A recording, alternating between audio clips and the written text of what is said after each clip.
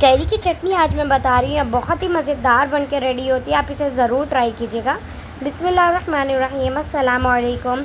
ये देखिए, मैंने 4 मीडियम साइज़ के कैरियाँ मैंने ले लिया है। इसको मैंने अच्छे से वॉश करके इसको पील कर लिया है मैंने। अब हम इसे ग्रेट कर लेंगे ग्रेटर की हेल्प से। ये देखिए, हमें इस तरह से ग्रेट कर लेना है कैरी को। ज़्यादा हमें मोटा भी नहीं रखना है, बिल्कुल बारीक सा हमें ग्रेट करना है। ये देखिए, मेरी कैरी ग्रेट हो रही है। आप जब तक वीडियो को लाइक कीजिएगा, आप हमारे चैनल पे नहीं हो तो सब्सक्राइब ज़रूर कीजिएगा। ये देखिए, हमारी कैरी अच्छे से ग्रेट हो चुकी है। और मेरा मसालों में मैं ले रही हूँ मिर्ची, 2 टीस्पून मिर्ची है, 1 टीस्पून नमक है और 2 टीस्पून मैंने ले लिया ज़ीरा पाउडर। नमक और मिर्ची आप आपके टेस्ट के अकॉर्डिंग एडजस्ट कर लीजिएगा।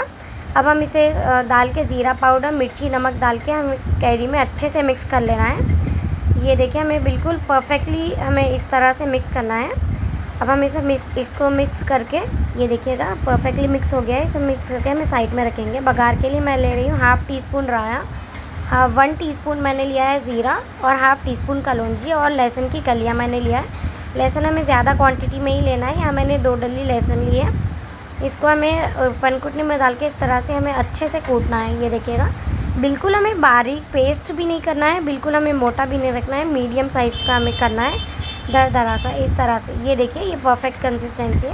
ये देखिए, परफेक्ट हमारा लहसुन अच्छे से ग्रेट हो चुका है। कढ़ाई में मैं ले रही हूँ 5 बड़े चम्मच मैंने तेल ले लिया है। ये देखिएगा, अच्छे से तेल की क्वांटिटी भी हमें थोड़ी अच्छी यूज़ करनी है।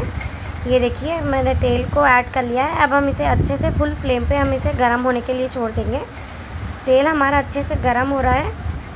वीडियो को आपको जल्दी से लाइक करना है और शेयर तो आपको लाजमी करना है। ये देखिए, हमारा तेल अच्छे से गर्म हो रहा है।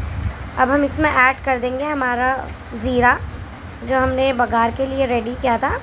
ये देखिए, मैं ऐड कर दिया है मैंने ज़ीरा, राया और कलौंजी। बिल्कुल हमें मीडियम फ्लेम पर इसे अच्छे से बघार के लिए रेडी करना है। ये देखिए, मिर्चियाँ भी मैंने ऐड कर दी हैं बघार के। अब हम इसे अच्छे से मिक्स करेंगे।